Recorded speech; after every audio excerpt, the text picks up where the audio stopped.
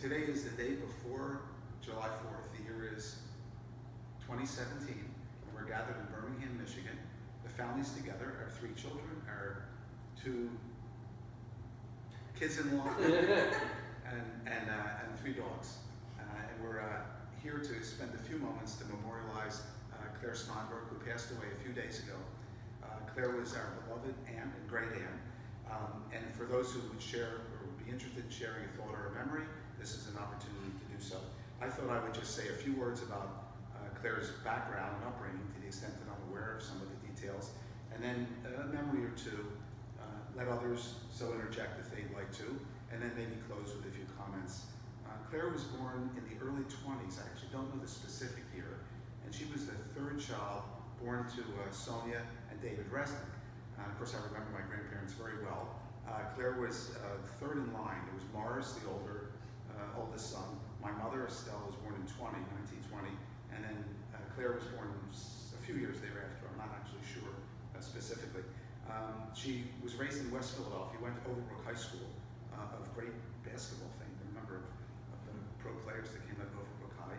And they had, I think, a pretty middle-class existence. My grandfather was a carpenter, and he became a landlord to some extent, accumulated some properties and the like. Claire was married relatively young, not in those days young, by today's standards. She married David Rakoff, and unfortunately, after she was, you stop?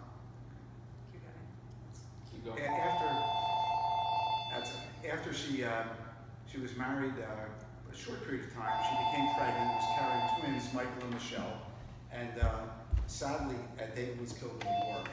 He was killed in an aviation accident, as I understand it, when the kids were 4 months old. My understanding is, and again, factually, it can be corrected, I think he had a chance to see Michael and Michelle just on one occasion before he died. And then, of course, Claire was left with a set of twins, and she lived from that point forth, and for the rest of her life, essentially, until the last couple of years of my grandmother's life, with her mother and father. When I have my earliest memories, they lived already at that time in Havertown, 1737, Academy Lane.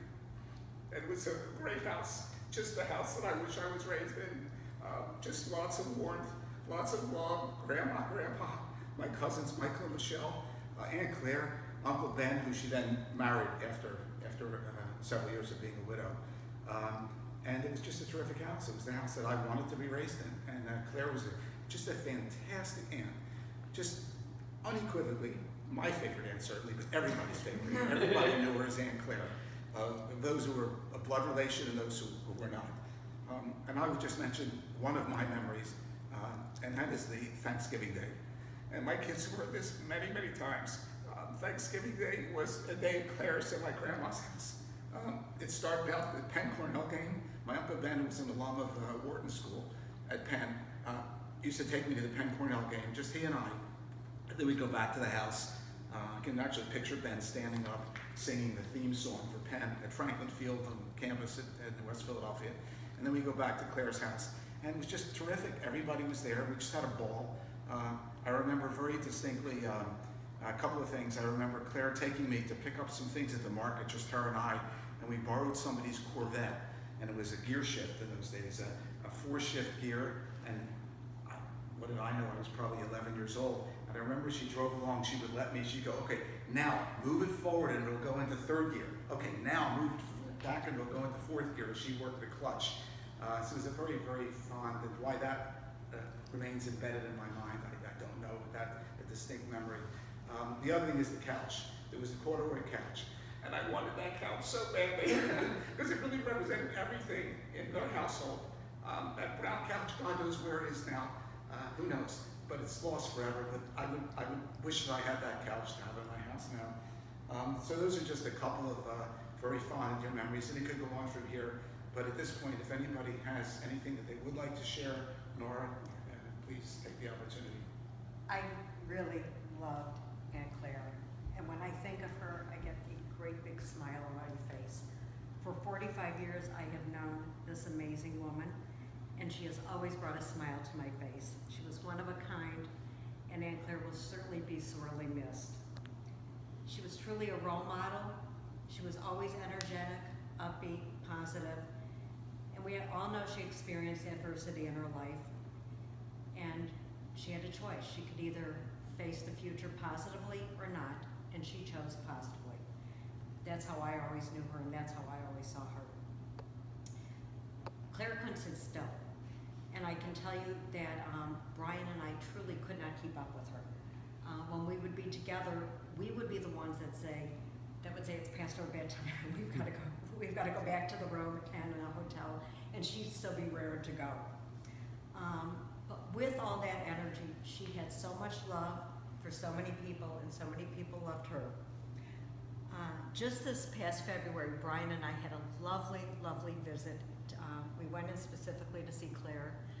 I know we went out for dinner, and I actually think Claire and I had a drink together. I know, didn't she? Yeah, she had. I think she had a drink. So we enjoyed a lovely drink together in February. I know this little story has been told many times, but I think I've just got to say it again. Claire worked really until probably a couple months ago, and she used to say that she would get up every morning, she would get the newspaper, check the obituaries, and if her name wasn't in it, she would go to work. And unfortunately today, she's not going to work. But Claire, we will always love you. You will always be in our heart and in our minds, and you will always bring a smile to our faces. We love you.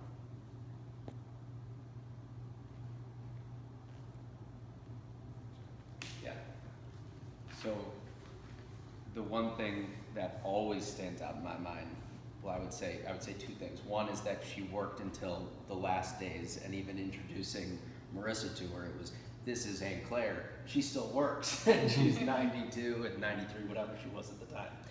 The other is the cookies that she would make and send for us, and they would come in a tin box of some sort. I'm not sure what it was, and they were so good, and they were so good that when she would give them to my mom to then give back to me, they would somehow not arrive to me because my mom would end up eating them beforehand. So that's how good they were. And a couple of other thoughts. The family will all appreciate this. The green Studebaker. Who can forget the green Studebaker? Vague and distant memory that I have as Claire was working that gear shift, an old-fashioned gear shift, not a floor box, but on the steering wheel. The other thing I'd mention is that Nora and I, again, Claire was doing well, working 3 days a week, what have you, but we were thinking that, my God, the years are going by and she's getting close, if not 94. So we had a very special trip into Philadelphia to spend the day with her. Really very, very wonderful weekend. But it was a very special memory for me and Nora, and I think for Claire too. And then the other thing that was really very nice, and the timing was just good for us. I mean, for Claire not, but for us, as she became increasingly less able to get around just in the last 3-4 weeks or so, and she made the transition to assisted care, and actually did it pretty well. Most older people are resistant, and they have to be almost physically pried and pushed into the facility. She actually went in, I think, willingly, and made a reasonably good adjustment to the assisted living arrangement. That gave us an opportunity to talk, so we probably spoke more in the last 3-4 weeks than we spoke in the last 2 years, as I spoke to her every Sunday morning. And we spoke to her last Sunday morning as well in the car, and had a really nice conversation. And it was just, again, a very special conversation that you retain for the rest of your years, the last words you spoke to somebody. And I actually heard her, I'll share this with you. I heard her, we ended our conversation, and I didn't hang up. She thought she hung up, but she didn't. And I heard her say to her girlfriend, she said, I have a nephew from Michigan, he's such a doll. And then she hung up the phone. And that's really the last thing I'll remember about her. The only other thing I'd mention is that you can hone in on this picture that I found of my mother, Sonia, and Claire when they were obviously young women. And then at the bottom, there's a silver dollar.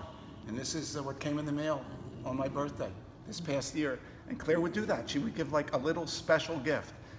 She didn't have to run to a shopping mall. She just had little things around the house. And even for the kids, she gave you folks a special handkerchief for each of the girls when they were wed. And that was the nature of Claire, a little something special, a little something different. We can't forget that rye was her favorite source of nutrition at times, and as she used to say, it's for medicinal purposes.